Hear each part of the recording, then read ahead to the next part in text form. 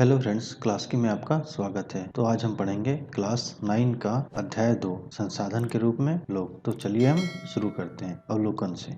तो मानव पूंजी किसे कहते हैं? जब शिक्षा, प्रशिक्षण और चिकित्सा सेवाओं में निवेश किया जाता है तो वही जनसंख्या मानव पूंजी में बदल जाता है। कहने का तात्पर्य है कि जब शिक्षा के क्षेत्र में, प्रशिक्षण के क्षेत्र में और चिकित्सा के क्षेत्र में जब खर्च किया जाता है तो वो एक तरह से मानव पूंजी बन जाता है।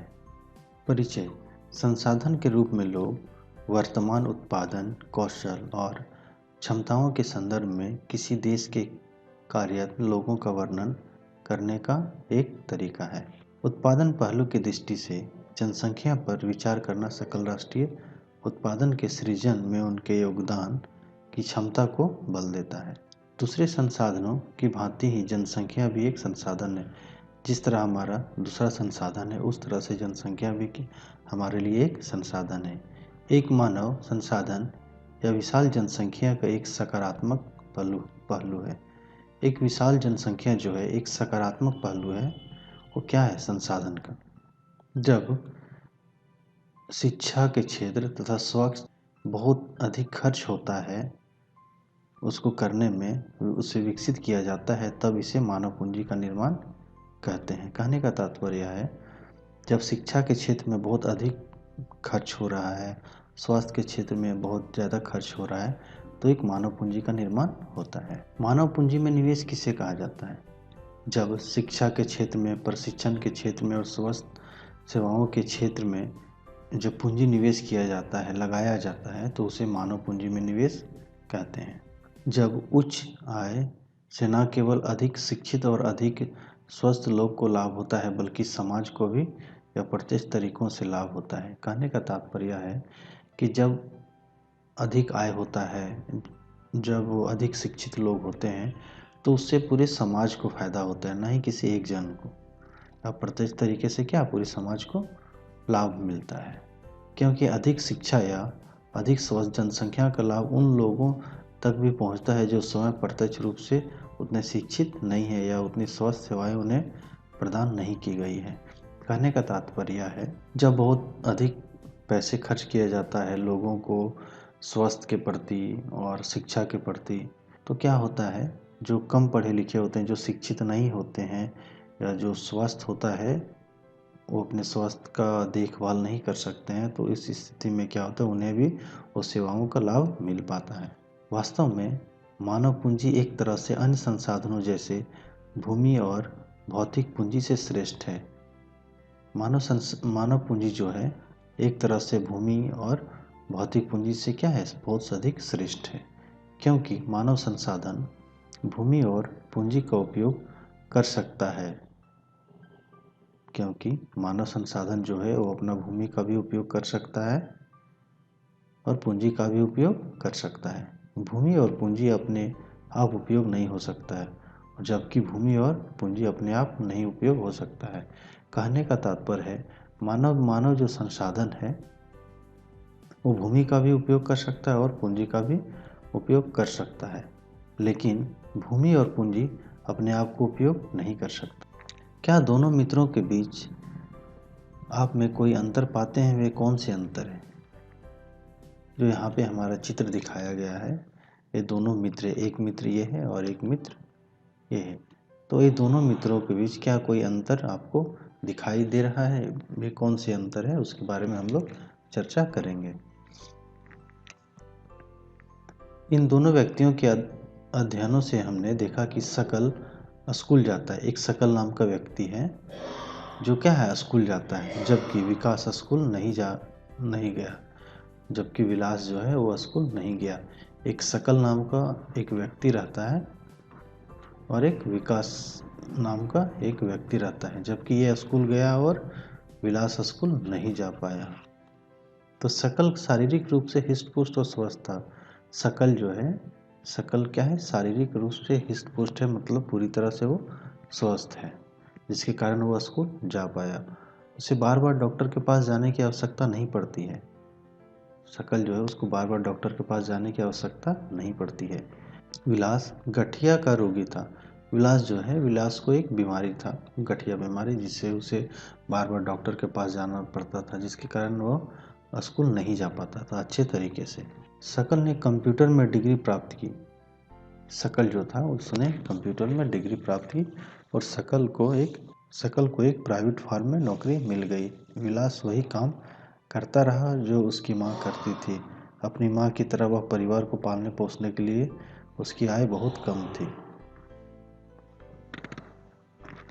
तो इसका कहने का तात्पर्य है, शकल एक व्यक्ति है और विलास एक व्यक्ति है। तो शकल क्या करता था, वो हिस्ट पुस्ट था, वो स्वास्थ्य अच्छे था, वो पर डे स्कूल जा पाता था, उसे बार बार डॉक्टर के पास नहीं जाना पड़ता था। जबकि विलास जो था वो उससे गठिया का रोग था, जिसके कारण वो स्कूल नहीं जा पाता था, उसे बार बार डॉक्टर के पास जाना पड़ता था। विलास ने एक कंप्यूटर की डिग्री की और वो नौकरी करने लगा। जबकि विलास जो था वो अपनी माँ की तरह ही काम करने लगा और अपनी घर का पालन पोषण करने लगा, जिसके कारण उसकी आय भी बहुत कम थी।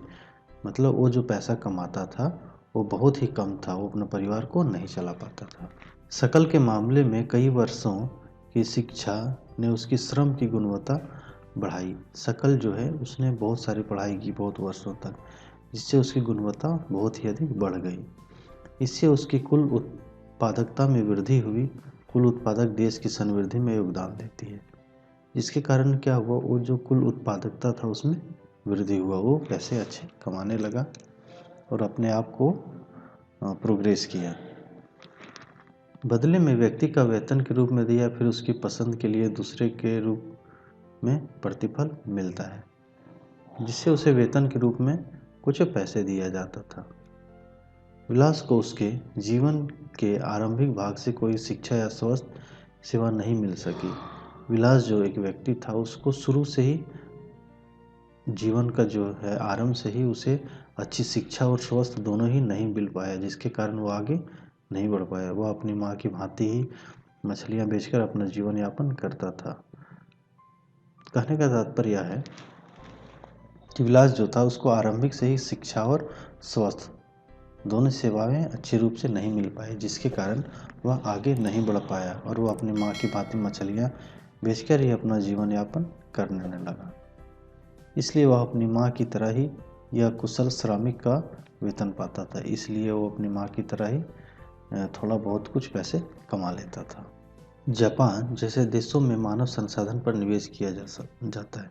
जापान एक ऐसा देश है जिस पे अधिक मानव संसाधन पर निवेश किया जाता है। उसके पास कोई प्राकृतिक संसाधन नहीं था। यह विकसित धनी देश है। वे अपने देश के लिए आवश्यक प्राकृतिक संसाधनों का आयात करते हैं। वे कैसे धनी विकसित बने?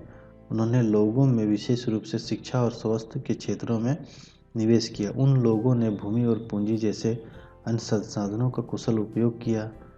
इन लोगों ने जो कुशलता का प्रौद्योगिकी विकसित किया, उसी से यह देश धनी और विकसित बने। तो कहने का तात्पर्य यह है कि जापान एक ऐसा देश है जो मानव संसाधन पर बहुत ही ज़्यादा अपने पैसे को खर्च करता है। जनसंख्या की गुणवत्ता, साक्षर दर, जीवन प्रत्याशा से निरूपित व्यक्तियों के स्वास्थ्य और देश के लोगों द्वारा प्राप्त कौशल निर्माण पर निर्भर करती है। जनसंख्या की गुणवत्ता अंततः देश में समृद्धि निर्धारित करती है। निरक्षर और या स्वस्थ जनसंख्या अर्थव्यवस्था पर बोझ होती है। साक्षरता और स्वस्थ जनसंख्या परिसंपत्ति होती है। कहने का तात्पर्य हमारा यह है, जो जनसंख्या हमारा है उसका गुणवत्ता अच्छी होनी चाहिए। अगर उसकी गुणवत्ता अच्छी नहीं होती है तो जनसंख्या जो है अर्थव्यवस्था पर एक बोझ की तरह होती है, जिससे क्या होता है, हमारा देश विकास नहीं कर पाता है। अगर हमारा जनसंख्या में अधिक मात्रा में लोग शिक्षित रहेंगे या शिक्षित रहेंगे और पढ़े लिखे नहीं रहेंगे, तो जिसके कारण क्या होता है, हमारी अर्थव्यवस्था पर भी बुरा प्रभाव पड़ता है और एक तरह से वो क्या है, वो देश पर बोझ बन जाता है। शिक्षा। अपने जीवन के अतिरिक्त आरंभिक वर्षों की शकल की शिक्षा ने बाद के वर्षों में अच्छी नौकरी और अच्छे वेतन के रूप में उसे फल दिया। हमने देखा कि शकल के विकास के लिए शिक्षा एक महत्वपूर्ण आगत था। तो कहने का तात्पर्य है, मैंने पहले जो अभी पढ़ा, शकल नाम का एक जो व्यक्ति था, उसको क्या आरंभिक शिक्षा कुछ वर्षों तक बहुत ही अच्छी मिली और स्वास्थ्य के क्षेत्र में भी उसे अच्छी मिली, जिसके कारण उसका जो आरंभिक शिक्षा है बहुत अच्छी तरह से हो पाया और उसे एक अच्छी नौकरी मिल पाई, जिसके कारण उसने विकास के लिए शिक्षा का एक महत्वपूर्ण आगत था। तो इससे हमें पता चलता है कि शिक्षा एक बहुत ही महत्वपूर्ण है हमारे लिए, हमारे विकास के लिए। सर्व शिक्षा अभियान एक महत्वपूर्ण कदम है। हमारा जो सर्व शिक्षा अभियान चल रहा है वो शिक्षा के क्षेत्र में एक महत्वपूर्ण योगदान अपना निभा रही है। राज्यों, स्थानीय सरकारों और प्राथमिक शिक्षा सार्वभौमिक लक्ष्य को प्राप्त करने के लिए समुदाय की सहभागिता के साथ केंद्रीय सरकार की यह एक समयबद्ध पहल है। कहने का तात्पर्य है सर्व शिक्षा अभियान जो है एक महत्वपूर्ण भूमिका निभा रही है शिक्षा के क्षेत्र में, और सरकार यह एक बहुत ही अच्छा कदम है उनके द्वारा। इसके साथ ही प्राथमिक शिक्षा में नामांकन बढ़ाने के लिए सेतु पाठ्यक्रम और स्कूल लोटो शिविर प्रारंभ किए गए हैं। कक्षों में बच्चों की उपस्थिति को बढ़ावा देने के लिए बच्चों के धारण को उनके पोषण की स्थिति में सुधार के लिए दोपहर के भोजन की योग्य कार्यबंदी की जा रही है। इस नीति से भारत में शिक्षित लोगों की संख्या में वृद्धि हो सकती है। तो कहने का तात्पर्य है कि प्राथमिक शिक्षा में बढ़ावा देने के लिए, नामांकन बढ़ाने के लिए एक सेतु पाठ्यक्रम चलाया गया और स्कूल लोटो शिविर को चलाया गया, जिससे कक्षा में बच्चों को उपस्थिति को बढ़ावा देने के, जिससे बच्चे क्या है रोज रोज स्कूल आए, उसके लिए दोपहर के लिए भोजन का भी व्यवस्था कर दिया गया, जिससे बच्चे के स्वास्थ्य पर कोई प्रभाव नहीं पड़े और बच्चे अच्छी तरह से स्वस्थ रहे और अपना पढ़ाई करें। 11वीं योजना में योजना अवधि के अंत तक उच्च शिक्षा में 18 से 23 वर्ष आयु वर्ग के नामांकन में 15% तक की वृद्धि 2011-12 एवं 21% 12वीं योजना तक करने का प्रयास किया गया। यह रणनीति पहुंच में वृद्धि, गुणवत्ता, राज्यों के लिए विशेष पाठ्यक्रम में परिवर्तित को स्वीकार करना, व्यवसायीकरण तथा सूचना प्रौद्योगिकी उपयोग का जाल बिछाने पर केंद्रित है। योजना दूरस्थ शिक्षा, औपचारिक, अनौपचारिक, दूरस्थ तथा सांचारिक प्रौद्योगिकी शिक्षा देने वाले शिक्षण संस्थानों के अभिसरण पर केंद्रित है। पिछले 50 वर्षों में विशेष क्षेत्रों में उच्च शिक्षा देने वाले शिक्षण संस्थानों, विश्वविद्यालयों की जनसंख्या महत्वपूर्ण वृद्धि हुई। 1951 से 2011-12 एवं 2012-13 के बीच कॉलेजों तथा विश्वविद्यालयों की संख्या में वृद्धि, छात्रों के नामांकन तथा अध्यापकों की भर्ती बहुत अधिक ही मात्रा में हुई है। तो कहने का तात्पर्य है 11वीं योजना जो चलाया गया उसके अंत तक उच्च शिक्षा में 18 से 23 वर्ष के आयु के बच्चों में 15% की वृद्धि हुई, जबकि 2011-12 में 21% में वृद्धि हुई। इसका रणनीति यह था कि इसमें गुणवत्ता की शिक्षा में वृद्धि किया जाए और दूरस्थ शिक्षा का भी व्यवस्था किया जाए, जबकि 1951 एवं 2011-12 और 2012-13 के बीच बहुत ही अधिक मात्रा में कॉलेजों का निर्माण हुआ, उच्च शिक्षा संस्थान का निर्माण हुआ, जहाँ पर अधिक छात्रों का नामांकन भी हुआ और अध्यापकों की भर्ती भी हुई। वर्ष 1950-51 में 750 महाविद्यालयों का निर्माण हुआ। विश्वविद्यालयों की संख्या 30 है और विद्यार्थियों की संख्या 2,63,000 है और शिक्षक की भर्ती 24,000 हुई। 1990 से 91 में महाविद्यालयों की संख्या 7,346 होगी और विश्वविद्यालयों की संख्या 177 और विद्यार्थियों की संख्या 49,25,000 और शिक्षक की भर्ती हुई 2,72,000।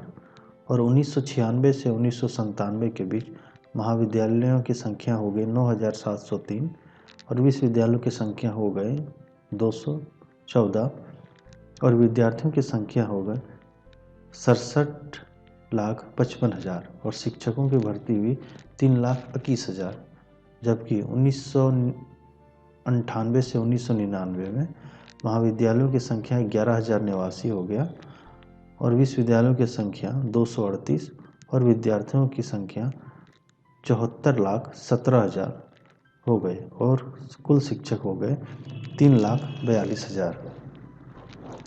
2007-08 में महाविद्यालयों की संख्या 18,064 और विश्वविद्यालयों की संख्या 378 और विद्यार्थियों की संख्या 14 लाख हो गई, जबकि शिक्षक 4,92,000। 2011-12 में महाविद्यालयों की संख्या 31,324, विश्वविद्यालयों की संख्या 611, विद्यार्थियों की संख्या 0 और शिक्षक की भर्ती नहीं हुई। 2012-13 में महाविद्यालयों की संख्या 37,204, विश्वविद्यालयों की संख्या 723, विद्यार्थियों की संख्या 28,500 और शिक्षकों की भर्ती नहीं हुई। तो ये हमारा उच्च शिक्षण संस्थानों की नामांकन तथा संकाय की सारणी है। फार्म का उद्देश्य लाभ को अधिक करना है। क्या आप सोचते हैं कि कोई भी फार्म ऐसे व्यक्तियों को रोजगार देने के लिए प्रेरित होगा जो खराब स्वास्थ्य होने के कारण स्वस्थ श्रमिकों के बराबर कार्य नहीं कर पा रहे? कहने का तात्पर्य यह है कि फार्म का जो उद्देश्य होता है वो अधिक लाभ कमाना होता है। तो क्या आप ऐसा सोच सकते हैं कि फार्म में ऐसे व्यक्तियों को रोजगार मिलेगा जिसका स्वास्थ्य खराब है? तो हम कह सकते हैं नहीं, कोई भी ऐसा कंपनी या फार्म अपने पास नहीं रखना चाहेगा कोई भी इंसान को जिसका स्वास्थ्य खराब हो। किसी व्यक्ति का स्वास्थ्य उसे अपनी क्षमता को प्राप्त करने और बीमारियों से लड़ने की ताकत देता है। किसी भी व्यक्ति का स्वास्थ्य उसे अपनी क्षमताओं और बीमारियों से लड़ने का ताकत देता है। यह स्वस्थ लोग किसी संगठन के लिए बोझ बन जाते हैं। जो हमेशा बीमार रहते हैं और यह स्वस्थ रहते हैं तो ऐसे लोग किसी भी संगठन पर एक बोझ बन जाते हैं। वास्तव में स्वस्थ अपने कल्याण करने का एक अपरिहार्य कार्य का आधार है। इसलिए जनसंख्या की स्वास्थ्य की स्थिति सुधारने किसी भी देश की प्राथमिकता होती है। कहने का तात्पर्य है जो स्वस्थ होता है वो बहुत ही महत्वपूर्ण होता है, जिसके कारण जनसंख्या की स्वास्थ्य को सुधारने के लिए पहली प्राथमिकता किसी भी देश की होती है कि उसकी जो जनसंख्या की जो स्वास्थ्य सेवा है उसको सुधारा जाए। हमारी राष्ट्रीय नीति का लक्ष्य भी जनसंख्या के अल्प सुविधा प्राप्त वर्गों पर विशेष ध्यान देते हुए स्वास्थ्य सेवाओं, परिवार कल्याण और पौष्टिक सेवाओं तक इनकी पहुंच को बेहतर बनाना है। हमारा जो राष्ट्रीय नीति का लक्ष्य है वो किसी भी जनसंख्या में अल्प सुविधा से प्राप्त लोगों को सुविधा प्राप्त करना है और उसे पौष्टिक सेवाओं तक उसकी पहुंच को बेहतर बनाना एक काम है। पिछले 5 दशकों में भारत ने सरकारी और निजी क्षेत्रों में प्राथमिक, द्वितीयक और तृतीयक सेवाओं के लिए अपेक्षित एक विस्तृत स्वास्थ्य आधारित संरचना और जनशक्ति का निर्माण किया है। भारत जो देश है वो 5 दशकों में सरकारी और निजी क्षेत्रों में द्वितीयक और तृतीयक सेवाओं के अपेक्षित एक विस्तृत स्वास्थ्य आधारित संचार को जनशक्ति का क्या निकल की मां शीला अपने घरेलू कामकाज और बच्चों की देखभाल तथा खेती के काम में अपने पति बूटा की मदद करती थी। शकल के भाई जीतू और बहन सीतू अपना समय खेलने और घूमने फिरने में गुजारते थे। क्या आप शीला या जीतू या सीतू को बेरोजगार कह सकते हैं? यदि नहीं तो क्यों? कहने का तात्पर्य है शकल की माँ है, उसकी माँ का नाम शीला है, वो घर का क्या कामकाज करती थी और 2 बच्चों की वो देखभाल करती थी तथा खेती का भी काम करती थी और अपने बूटा जो पति था उनका वो हाथ बटाती थी। तो शकल का जो भाई था जीतू और शकल की जो बहन थी सीतू, तो दोनों क्या है यहाँ वहाँ घूमते फिरते थे और खेलते थे, जीतू और सीतू। तो आप क्या उसको बेरोजगार कह सकते हैं? उस समय विद्यमान कही जाती है जब प्रचलित मजदूर की दर पर काम करने के लिए इच्छुक लोग बेरोजगार नहीं पा सकें। शीला को रुचि अपने घर के बाहर काम करने में नहीं है। जीतू और सीतू बहुत छोटे हैं और उनकी गिनती श्रम शक्ति की जनसंख्या में नहीं हो सकती है। ना ही जीतू और सीतू शीला को बेरोजगार कहा जा सकता है। तो हमारा कहना है कि जीतू और सीतू है उसे बेरोजगार नहीं कहा जा सकता है, क्योंकि उसकी उम्र जो है वो 18 साल से कम है, तो उसे बेरोजगार हम लोग नहीं कहा जा सकता है। श्रम बल जनसंख्या में वे लोग शामिल किए जाते हैं जिनकी उम्र 15 से 59 वर्ष के बीच है। शकल के भाई और बहन इस आयु वर्ग में नहीं आते हैं, और जो शकल के भाई और बहन है जीतू और सीतू वो इस आयु में नहीं आते, इसलिए उन्हें बेरोजगार नहीं कहा जा सकता है। भारत के संदर्भ में ग्रामीण और नगरीय क्षेत्रों में बेरोजगारी है, तथापि ग्रामीण और नगरीय क्षेत्रों में बेरोजगारी की प्रकृति में अंतर है। ग्रामीण क्षेत्रों में मौसमी और प्रच्छन्न बेरोजगारी है, नगरीय क्षेत्रों में अधिकांश शिक्षित बेरोजगारी है। कहने का तात्पर्य है भारत में जो है वो बेरोजगारी की प्राकृतिक में अंतर है। ग्रामीण क्षेत्रों में मौसमी बेरोजगारी और प्रच्छन्न बेरोजगारी पाई जाती है, जबकि नगरीय क्षेत्रों में अधिकांश शिक्षित बेरोजगारी पाई जाती है। मौसमी बेरोजगारी तब होती है जब लोग वर्ष के कुछ महीनों में रोजगार प्राप्त नहीं कर पाते हैं। कहने का तात्पर्य है मौसमी बेरोजगारी तब पाई जाती है जब लोगों को वर्षों के कुछ महीने में, मान के चलिए एक वर्ष में 12 महीने होते हैं और 12 महीने में 3 महीने या 4 महीने काम नहीं मिल पाते हैं, तो उसे हम लोग मौसमी बेरोजगारी कहते हैं। कृषि पर आश्रित लोग आमतौर पर इस तरह की समस्या में जूझते हैं। जो लोग कृषि पर आधारित होते हैं, जो खेती करते हैं, वैसे अधिकांशतः लोग मौसमी बेरोजगारी की समस्या से जूझते हैं। वर्ष में कुछ व्यस्त मौसम होते हैं जब बुआई, कटाई और निराई और गहाई होती है। कुछ विशेष महीनों में कृषि पर आश्रित लोगों को अधिक काम नहीं मिल पाता है, और वर्ष के क्या है कुछ ही महीनों में जो है मौसम अच्छे होते हैं, जब बुआई की जाती है, कटाई की जाती है, निराई की जाती है और गहाई की जाती है, तो इस महीने में काम मिलते हैं, और भी जो महीने में काम होते हैं वो नहीं मिल पाते हैं, जिसके कारण जो कृषि पर आश्रित होते हैं वैसे लोगों को अधिक काम नहीं मिल पाता है और वो मौसमी बेरोजगारी की समस्या का सामना करना पड़ता है। प्रच्छन्न बेरोजगारी के अंतर्गत लोग नियोजित प्रतीत होते हैं। उनके पास भूखंड होता है जहां उन्हें काम मिलता है। ऐसे प्रायः कृषिगत काम में लगे परियोजनों में होता है। किसी काम में 5 लोगों की आवश्यकता होती है, लेकिन उसमें 8 लोग लगे होते हैं। इसमें 3 लोग अतिरिक्त होते हैं। ये तीनों इसी खेत पर काम करते हैं जिस पर 5 लोग काम करते हैं। इन तीनों द्वारा किया गया अनुसंधान 5 लोगों द्वारा किए गए योगदान में कोई बढ़ोतरी नहीं करता है। अगर 3 लोगों को हटा दिया जाए तो खेत का उत्पादक में कोई कमी नहीं आएगी। खेत में 5 लोगों के काम की आवश्यकता है और 3 अतिरिक्त लोग प्रच्छन्न बेरोजगार होते हैं। कोई इसका कहने का तात्पर्य जब कहीं पर 5 जन काम कर रहे हैं तो 5 जन में है उसमें 3 जन एक्स्ट्रा ऐड हो गए हैं, तो अगर 5 जन को हटा दिया जाए और 3 ही जन को काम पे रखा जाए तो हमारा जो खेत का उत्पादन है उसमें कमी नहीं आएगी। तो जिसके कारण वो जो 5 जन हो जाते हैं वो प्रच्छन्न बेरोजगार होते हैं। शहरी क्षेत्र के मामले में शिक्षित बेरोजगार एक सामान्य परिघटना बन गई है। मैट्रिक पास, स्नातक पास और स्नातकोत्तर डिग्रीधारी अनेक युवक रोजगार पाने में असमर्थ है। कहने का तात्पर्य है शहरी क्षेत्र में जो है बहुत सारे लोग मैट्रिक पास कर गए हैं, 12th कर गए हैं, ग्रेजुएशन कर गए हैं, जिनके पास डिग्री भी है, लेकिन वो बेरोजगार है, उसे रोजगार पाने में वो असमर्थ है। एक अध्ययन में यह बात सामने आई है कि मैट्रिक की तुलना में स्नातक और स्नातकोत्तर युवाओं में बेरोजगारी अधिक तेजी से बढ़ रही है।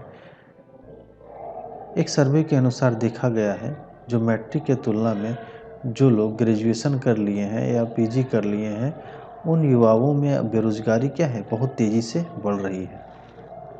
बेरोजगारी से जनशक्ति संसाधन की बर्बादी होती है, जो लोग अर्थव्यवस्था के लिए परिसंपत्ति होती। बेरोजगारी के कारण दायित्व में बदल जाते हैं। युवकों में निराशा और हताश की भावना होती है।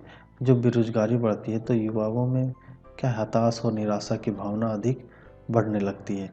लोगों के पास अपने परिवार का भरण पोषण करने के लिए पर्याप्त मुद्रा नहीं होती है। शिक्षित लोगों के साथ जो कार्य करने के इच्छुक है वो सार्थक रोजगार प्राप्त करने में समर्थ नहीं है।